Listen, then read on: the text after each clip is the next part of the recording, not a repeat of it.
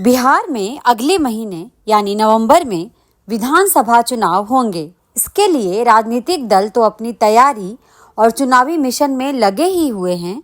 इस चुनाव को स्वतंत्र और निष्पक्ष तरीके से कराने की जिम्मेदारी जिसके कंधे यानी चुनाव आयोग पर है, वह भी पीछे नहीं है। इसी क्रम में मुख्य चुनाव आयोग के अन्य अधिकारियों के साथ शनिवार सुबह पटना पहुंचे और चुनाव तैयारियों का जायजा लिया। पटना में उन्होंने 12 मान्यता प्राप्त राजनीतिक दलों के साथ महत्वपूर्ण बैठक की। चुनाव की तारीखों का ऐलान होने से पहले यह बैठक काफी अहम थी। ज्ञानेश कुमार ने पहले राजनीतिक दलों और फिर राज्य के पुलिस प्रशासन के अधिकारियों के साथ बैठक की। इस बैठक में राजनीतिक दलों द्वारा आयोग को महत्वपूर्ण सुझाव दिए गए। मीटिंग खत्म होने के बाद मीडिया से बात करते हुए जेडीयू के कार्यकारी अध्यक्ष संजय झा ने विधानसभा चुनाव एक ही चरण में कराने की मांग की। झा ने कहा कि हमने मतदाता सूची के विशेष गहन पुनरीक्षण के सफल संचालन के लिए आयोग का आभार व्यक्त किया है। इसके साथ ही आयोग से अनुरोध किया गया है कि बिहार चुनाव एक चरण में कराए जाएं। यही नहीं, सभी दल चुनाव छठ पर्व के तुरंत बाद और कम से कम चरणों में कराए जाने का अनुरोध किया। वहीं आयोग ने कहा कि राजनीतिक दल लोकतंत्र की नींव हैं और उन्हें हर स्तर पर सक्रिय भागीदारी करनी चाहिए। आयोग ने दलों से अपने पोलिंग और काउंटिंग एजेंट नियुक्त करने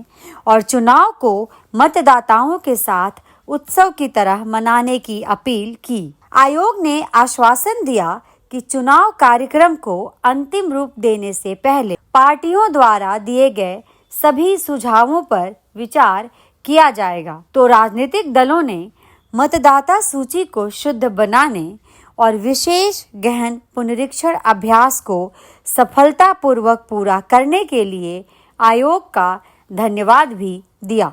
इसके अलावा दलों ने आयोग की हाल की पहल जैसे एक बूथ पर अधिकतम 1200 मतदाता रखने, डाक मतपत्र की गिनती ईवीएम गिनती से पहले पूरी करने और फॉर्म 17C की प्रतियां एजेंटों को देने की सराहना की। सभी राजनीतिक दलों ने आयोग पर पूरा भरोसा जताया और कहा कि स्वतंत्र, निष्पक्ष और पारदर्शी चुनाव कराने की उसकी जिम्मेदारी पर उन्हें पूरा विश्वास है। बिहार चुनाव पर चुनाव आयोग का ये दौरा कल यानी रविवार को संपन्न होगा। रविवार को सीईसी ज्ञानेश कुमार पटना में प्रेस कॉन्फ्रेंस करेंगे और इस दौरान वह चुनाव से जुड़ी अहम जानकारी भी साझा करेंगे। तो दोस्तों, बिहार चुनाव की तैयारी अपने अंतिम चरण में है।